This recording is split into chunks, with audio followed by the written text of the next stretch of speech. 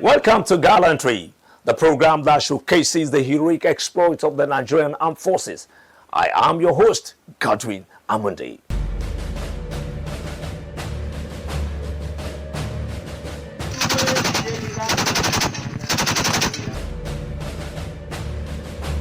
Gallantry, the heroic exploit of the Nigerian military.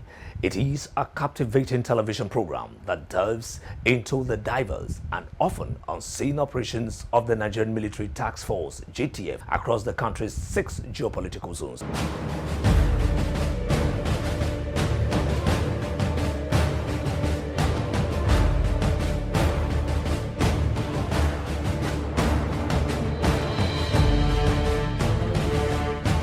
Each episode will embark on a captivating journey, exploring a specific JTF operation within a unique zone. Viewers will be immersed in the heart of the action, witnessing firsthand the challenges, strategies, and triumphs of the Nigerian military as they tackle pressing security concerns in their respective regions.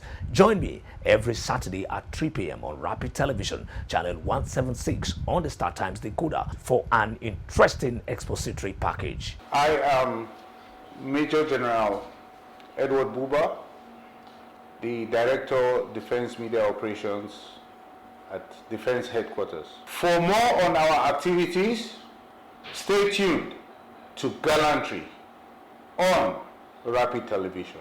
You can as well follow us on all our social media handles.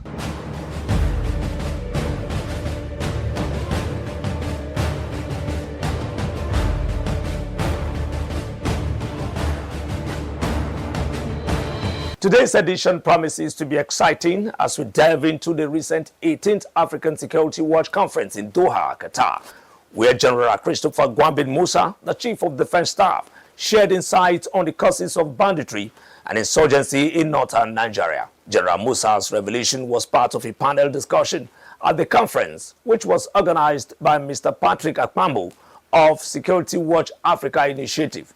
The conference brought together participants from Nigeria, Guinea-Bissau, the Gambia, South Africa, Kenya, and Qatar, all focused on developing models for people-centric governance towards enhancement of peace and security. From my little experience in fighting terrorism and insurgency, your ability to win the hearts and minds of the communities you operate makes a lot of difference, entirely. If the people there do not believe in what you are doing, you will never succeed. And I've always said it again, that the military can only do so much. If the political leadership is not standing up to its own responsibilities, we will continue running this for hundreds of years. We will not get anywhere. So it is important that as the military is also fine-tuning its operations, the political class should understand that majorly they have the major issues to put on ground, because once you don't have fairness, equity, and justice, nothing will work. And that's very critical. And then the military, not in charge of those. So I think it's good that we have that. So my lecture was just a very short lecture, just based on my experience on ground. I'm highly delighted to be here today at this historic occasion of the 18th African Security Watch Awards and Conference. I must confess that I'm fascinated with the theme of this year's conference, which is developing module for people-centric governance towards enhancement of peace and security. This is essentially due to the fact that I strongly recognize the importance of placing the people first above all other considerations. It is upon this realization that my leadership concept as the Chief of Defense Staff, Armed Forces of Nigeria is, I quote, to nurture a professional Armed Forces of Nigeria that is people-centric, capable of meeting its constitutional responsibilities in a joint and collaborative environment. What this means is that no one organization can do this alone. Everybody has a role to play. In today's complex global landscape, nations are increasingly focused on advancing both security and prosperity to safeguard their citizens and ensure economic growth and sustainability. Thus, achieving a balance between the economic progress and robust defense capabilities are essential for a long-term stability and resilience. This dual focus recognizes that a prosperous society depends on a secure environment, while effective security strategies require a stable economic foundation to support infrastructure, technology, and human resources. As such, the interplay between economic and social progress on one hand and national security on the other is crucial to a nation's comprehensive strength and sustainability. This interdependent relationship therefore underscores the importance of socioeconomic development and national defense. Socioeconomic development refers to the process by which a society enhances the economic and social well-being of its citizens. It encompasses a range of factors that contribute to the overall quality of life, which includes economic growth, education, healthcare, gainful employment opportunities, and social services. Equally, it includes infrastructural development to support economic activities and improve the quality of life, which ultimately reduces poverty and foster economic securities. This aspect of socioeconomic development contributes to social stability, creating a foundation for a society to thrive by promoting equitable access to resources and enhancing cooperation. On the other hand, national defense refers to policies, strategies, and actions employed by a nation to secure its sovereignty, territory, citizens, and interests from external threats and aggression. It encompasses a range of activities and components aimed at ensuring the security and stability of a nation. These include military capabilities, defense strategies, intelligence, cybersecurity, diplomacy, and crisis management. I'm sure you will notice that we're also saying the same thing with the past speakers. It shows that these things are common and it's important that everybody has a role to play. National defense is therefore supported by a stable economy, while a secure nation ensures an enabling environment for economic growth to thrive. Globally, socioeconomic development and national defenses are closely interlinked, with many nations leveraging their economic resources to enhance defense capabilities. This relationship is evident in countries like the United States and China, and even here in Qatar, where economic strength enables significant defense spending, which further supports national security and regional influence. For instance, the United States has maintained one of the largest defense budgets globally, with an approximately $858 billion allocated in 2023 alone, which represents a sizable percentage of the national budget. So I wonder how many countries, especially in Africa, what budgets are we setting aside for defense?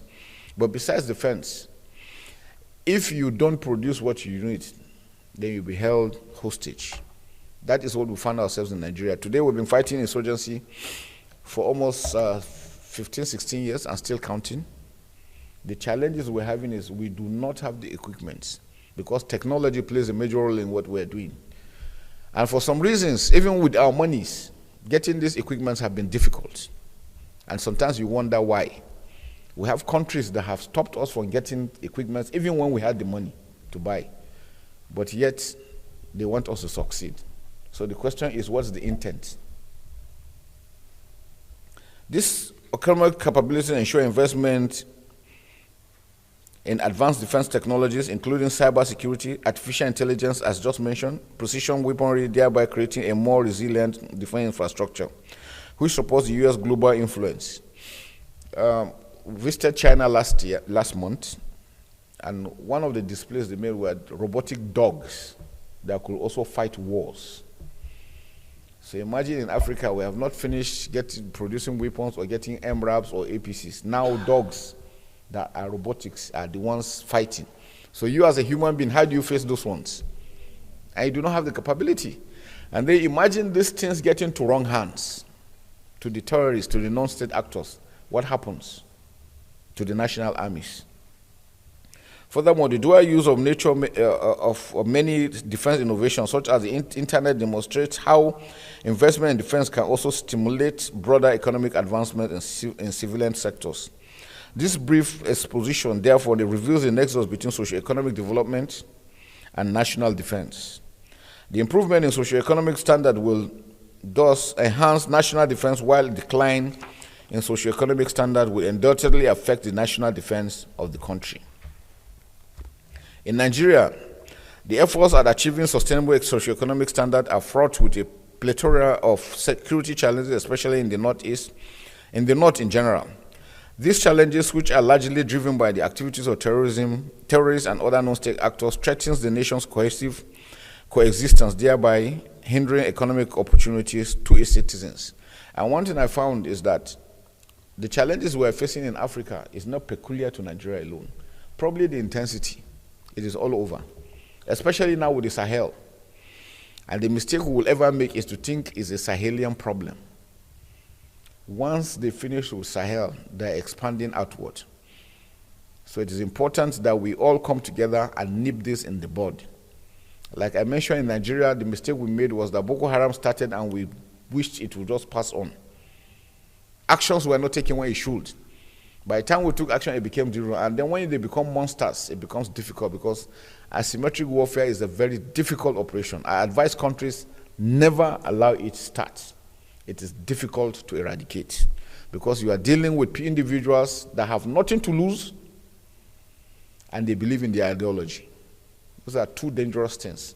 If you're fighting an enemy that has nothing to lose, then there's a problem. The conventional forces are fighting to stay alive. You have families, you have nations to build and all these things. So you have something at stake they don't have. They feel if you kill them, they are going to heaven. If they kill you, they are going to be blessed. It's a dangerous enemy to fight, and so you should never allow it to commence.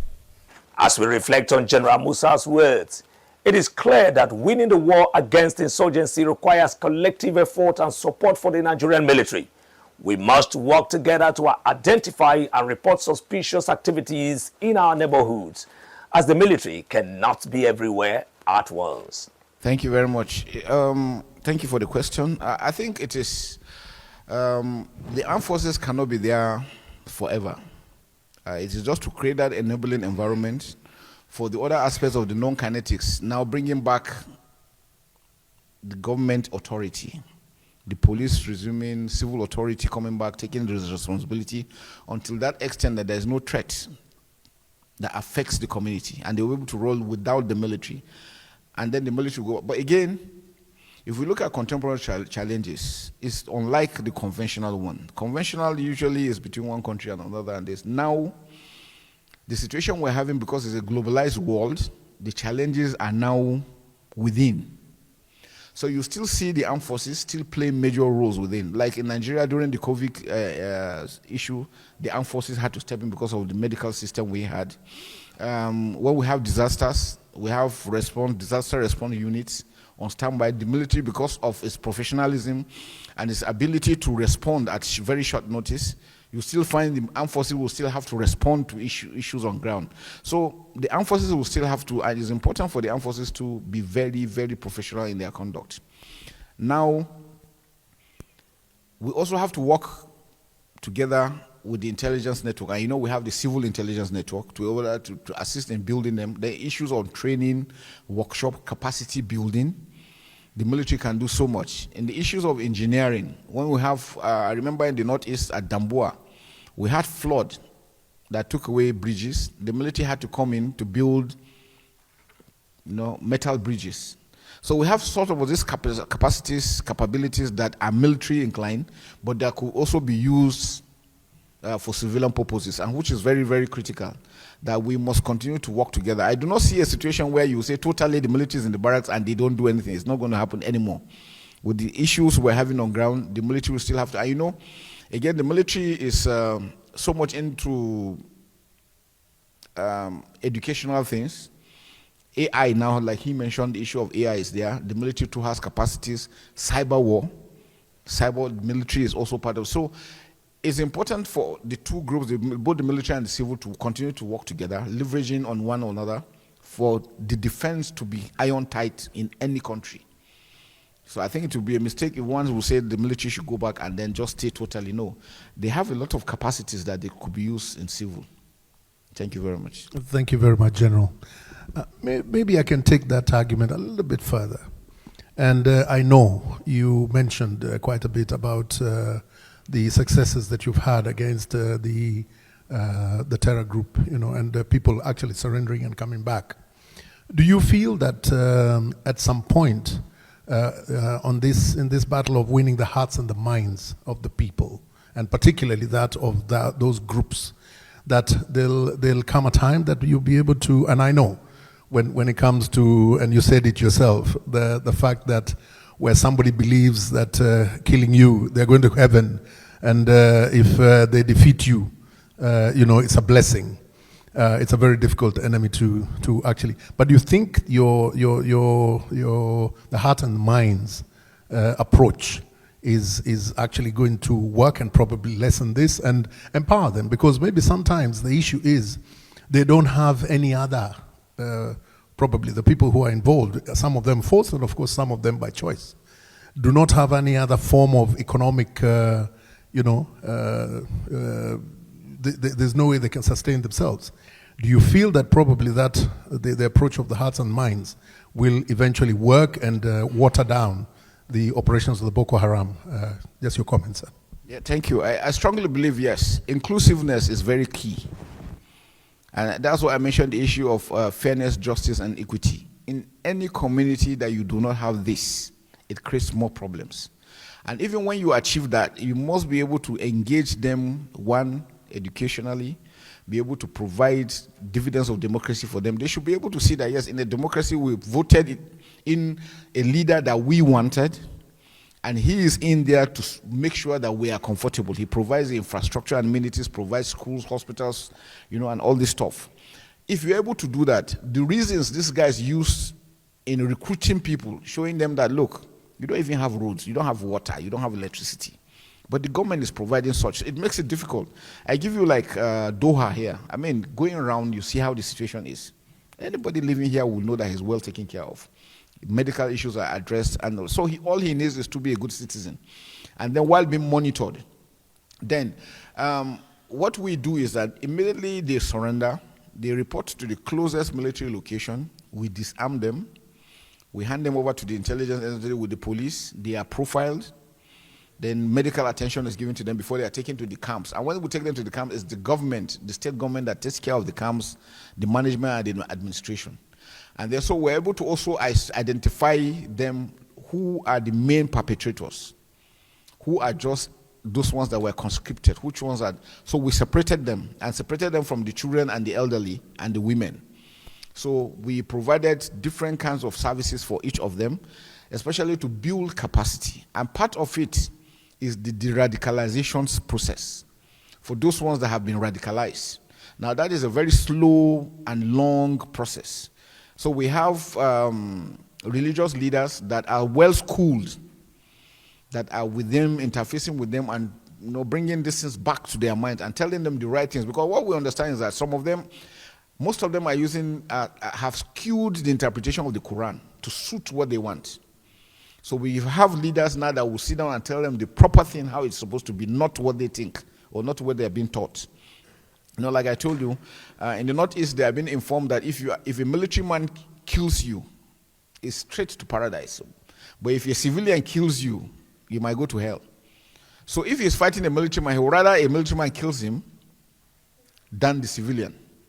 It's a mindset. So you have to work on that, and that's through psychological operations, PSYOPs, and then strategic communication, because you must communicate. And that's why the media is very, very important in asymmetric warfare. You must be able to project so that people will see. I give you another example. We had some of them that were to be taken to Abuja from Maiduguri. By road is about almost about 10 hours trip. But the impression they gave them, their commanders gave them in the field, is that Maiduguri is only Nigeria. You understand? To tell you how they brainwashed them. So when they came and they were driving and they took 3, 4, 5, 6 hours, so the guys kept on asking, where are we going to? They said, we are going to Nigeria. We are still in Nigeria. They said, no, that Nigeria is not this big. How can we be driving for this long? Some of them have never seen electricity. So when they talk to them, they will tell you, that look, they were told that even in daytime, even at night, it's still like data because they don't know. So the media is the one that will bring out those highlights for them to understand that, look, these guys are just lying to you. And the commanders are making a hell of money. And they are living larger than life. So while these ones are being killed, they are living. So they wouldn't want it to end. And besides that, again, for political reasons, there are some politicians that are leveraging on these aspects. They don't want the government, of any government, to succeed. They always want to wipe up that thing. Again, we have traders. We have those that trade with them. If you get a liter of oil and take it to them, you pay, they give you almost 100 times the amount. Those ones don't want it to end. Now, there's this specific thing we have with the NGOs. Now, the NGOs are being paid high amount of money if the threat is very high. When the threat level is going low, they reduce their allowances. So how many people will want the threats to go down? For the landlords, a house where normally they collect, let me assume, $1,000. When the NGOs and everything is going as heightened, they get like 10,000 per year. How many of them want this thing to end? We had NGOs that came and took up accommodation and paid 10 years ahead. Ab initio, they came when the conflict came, took this accommodation and paid 10 years. So what was the message? You think that person wants it to end?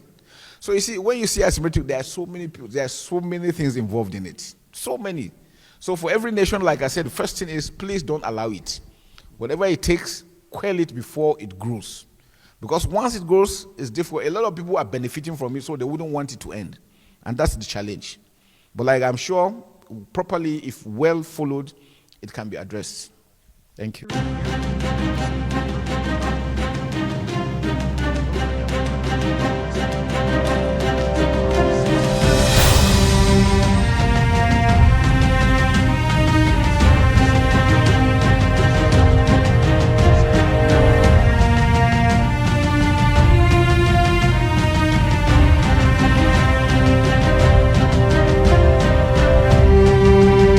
Now let's take our usual spotlight on the Nigerian Air Force's activities and some successes recorded in the last 1 year in this special documentary.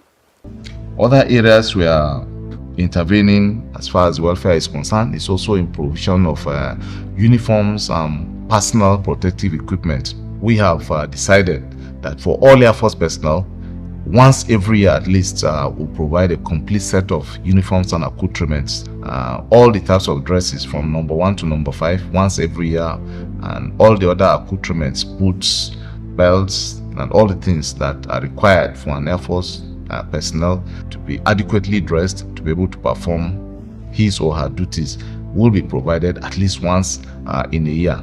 These are just a few of some of the interventions we are making in terms of the welfare of our personnel so that they are able to focus on the task at hand and optimally contribute their quota in our effort to take Nigerian Air Force to the next higher level. As part of infrastructural renewal efforts, over 89 projects have either been completed or currently underway. One of the key enablers to my command philosophy is maintaining a highly motivated force through enhancement of welfare and infrastructural renewal. On assumption of office about a year ago, I inherited a very significant amount of infrastructural deficits within the system. And then I made a commitment that I would try as much as possible to offset this deficit within the limits of available resources, because we know how direct the bearing it has in terms of the conduct of our operations and the performance of our constitutional mandates. So we have put in place several initiatives and interventions to enhance this infrastructure deficit within the system. Some of the very key areas we are intervening in terms of infrastructure include roads, residential and office accommodation, electricity, potable water, as well as other facilities. We are also carrying out very comprehensive overhaul, renovation, and rehabilitation of a lot of our buildings and facilities across all our bases around the country. Rehabilitation and renovation of buildings and facilities total about 105. Out of these, 78 of them have been completed within the past few months, and while the remainders are still ongoing, there are also a large number, totaling over 100 also, which are being carried out by our works personnel who are specialists, civil engineers, builders, and quantity surveyors. So on the whole, a very large and significant effort has been put in place in terms of renewing infrastructure and closing the gap in terms of the deficit. And I will give you an example. As at the time I was taking over, we had an accommodation deficit for the airmen in the Nigerian Air Force, totaling about 10,000. I'm glad to say, as of today, we have been able to cover that. By the time all the interventions we have put in place come into fruition, we'll have halved that deficit. And hopefully going forward, we'll be able to cover the other half in the coming months. We'll continue to sustain this until we close. That was an extract from the documentary Soaring to New Height, the NAV in the last 12 months.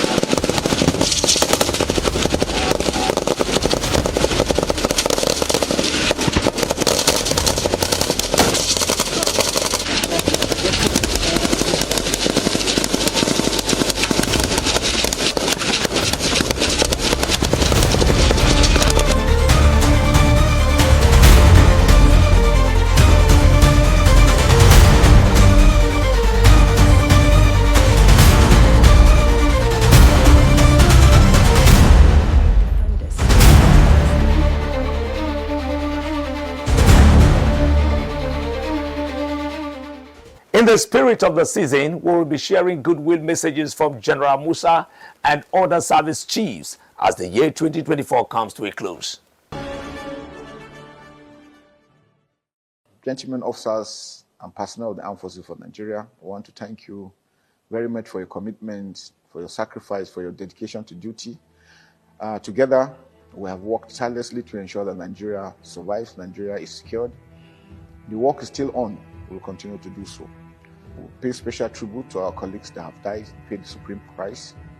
Particularly, you've mentioned is the former Chief of Army Staff, Lieutenant General Tariq Lagbaja, who passed on a few weeks ago, and those other ones that were also injured one way or the other. I want to assure you that we're together with you, with the families. We will not let you down. We will ensure that you are properly taken care of. Your commitment and sacrifice will not go unnoticed. Because of that, we will ensure you that we want to restore total peace in Nigeria. We assure you that we're all committed, we're all focused. 2025 is another year coming ahead. It's a defining year for all of us. We want to make sure that we do more. The President Commander-in-Chief has mandated us to put more efforts in all the regions to ensure that there is peace, especially the South-South area, so that we have full restoration of production, so that Nigeria can benefit. And once the economy is good, we believe that peace and security will improve. So I want to appeal to all of you not to get tired, not to get discouraged. There is light at the end of the tunnel, and we are hitting it, we are getting there. Those criminals, those bandits, those kidnappers, our own warning to them is, let them fizzle out as they started. We will not relent until we bring every one of them to book, especially those ones that are supporting them directly or indirectly. All their sponsors, all their logisticians, all their informants are not going to be free. We want to call on all Nigerians to put hands together to ensure that we succeed. It is not a challenge for the armed forces or security forces alone. It's a Nigerian challenge, and all Nigerians must put hands together to succeed. Unity is what we preach. We're here to protect and defend democracy. We stand by democracy both within and outside the country. We assure you of our commitment. We want to thank Mr. President, Commander-in-Chief, for his untiring effort to us and the support. Victory is assured. God is with us. I want to congratulate all of us and wish us a Merry Christmas and a Happy New Year in advance. Thank you and God bless you all.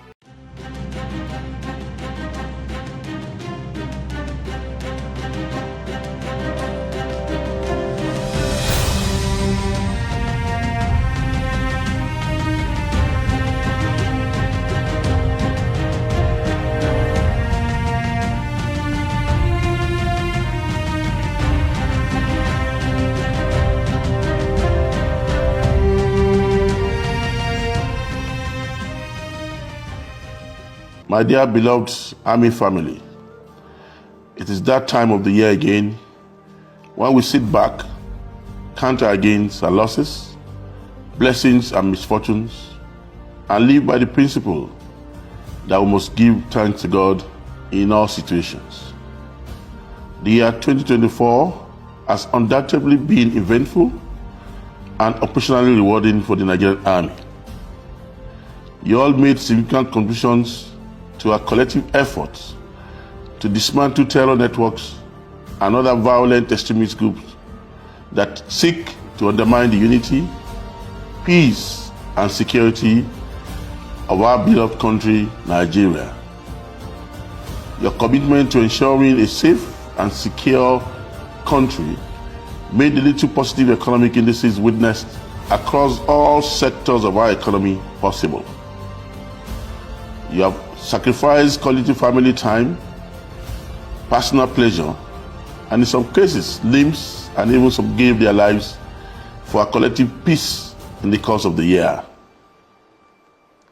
For these and many other things you have done for our beloved nation, I convey Mr. President's commendation and the gratitude of all Nigerians. As a chief and leader, I also salute your courage and sense of duty to God and country. As we celebrate the birth of our Lord Jesus Christ this Christmas season, I charge you all to renew your commitment to living by the lessons of the season and showing love, hope, healing, and renewed strength. In about a week, it will be a new year again, and we'll have another opportunity to begin again. As we cross into 2025, I charge you all to brace up for reinvigorated commitment and effort towards the complete defeat of our nation's adversaries. We must not relent in our drive to create an enabling environment for peace and prosperity in our blessed country. We must work towards a significant boost to our oil and gas production, unhindered agricultural activities, mineral exploitation, and other economic activities across the country to boost our revenue so that our elected leaders can have the resources to deliver on their campaign promises. In line with my command philosophy, let us consolidate the transformation of the Nigerian Army towards becoming a well-motivated and combat-ready force that can effectively discharge its constitutional responsibilities within a joint and multi-agency environment. I am quite aware that many of you are miles away from your families and loved ones this season, and that even as we celebrate Christmas and make merry, some of you must fight and carefully wade through heavily mined routes to get access to food and water to survive. I salute your courage, sacrifice, and each sense of duty. As the Chief of Army Staff, I promise you selfless and empathetic leadership in the new year. With our collective commitment and dedication, victory is assured and Nigeria shall remain a great nation. I look forward to joining you in the front lines to celebrate the season. God bless the Federal Republic of Nigeria. God bless the Nigerian Army. Merry Christmas and Happy New Year.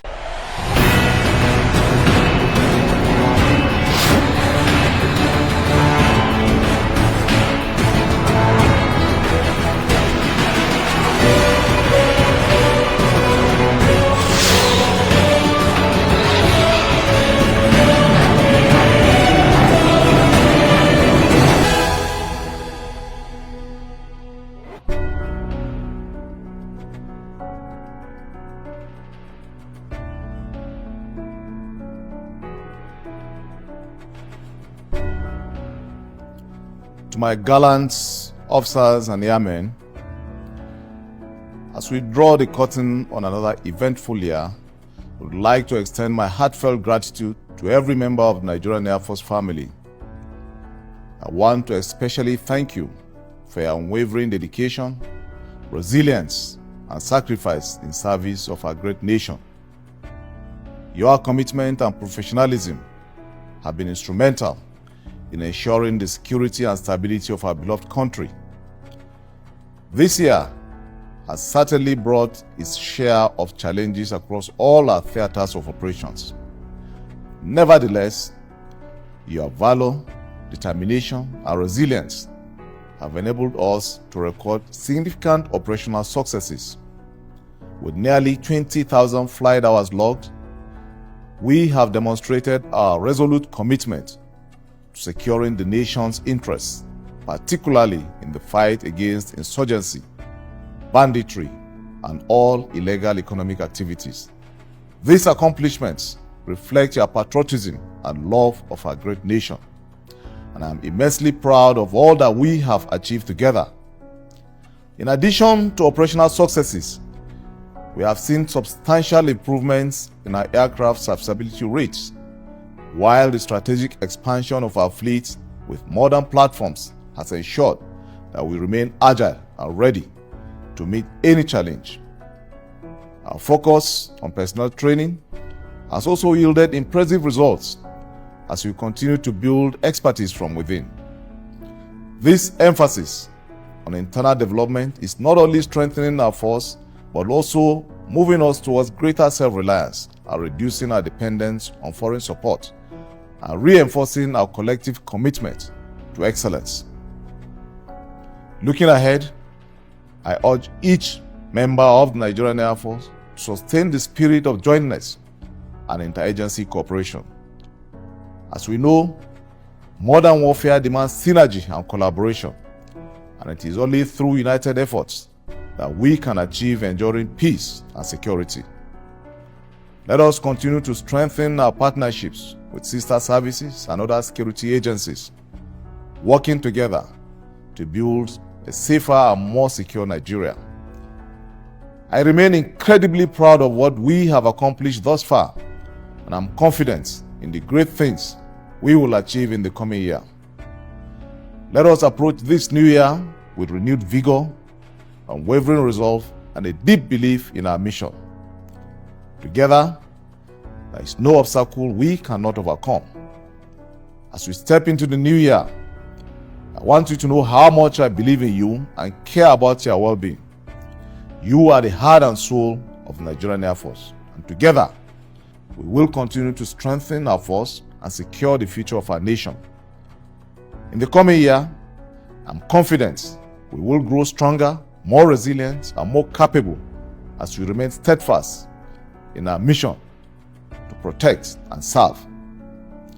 On behalf of the Nigerian Air Force leadership and my family, I extend my best wishes to you for a Merry Christmas and a peaceful and prosperous New Year. May 2025 bring even greater achievements, stronger bonds, and lasting peace for our nation. Thank you for your exceptional service.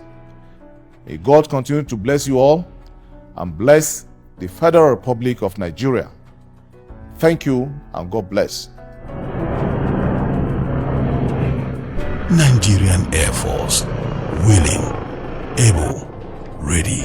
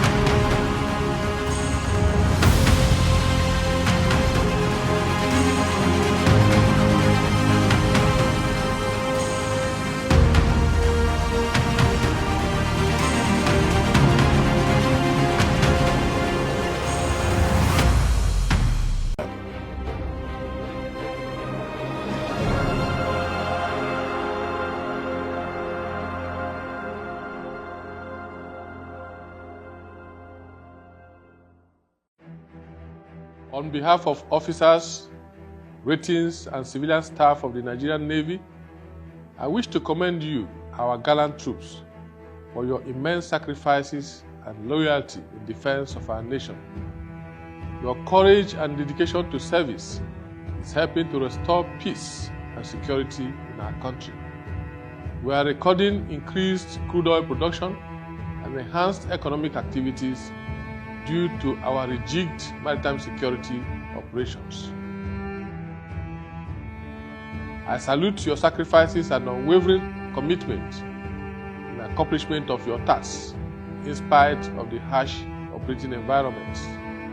As we live up to our oath of allegiance to defend our dear country, Nigeria, I urge you to continue to maintain the highest standards of professionalism which you have exhibited so far. Let me assure you that the President, Commander-in-Chief of the Armed Forces of the Federal Republic of Nigeria, President Bola Ahmed Tinubu, GCFR, is committed to your welfare and will continue to provide all necessary support and logistics for the successful execution of our tasks. I appreciate your beloved families for their patience, perseverance, and unwavering support. I pray that the Almighty God will continue to protect you. I wish you fair winds, Merry Christmas, and a prosperous 2025. Onward together. Now let's take a moment to honor the bravery and sacrifice of our fallen heroes who have paid the ultimate price for the nation's common good.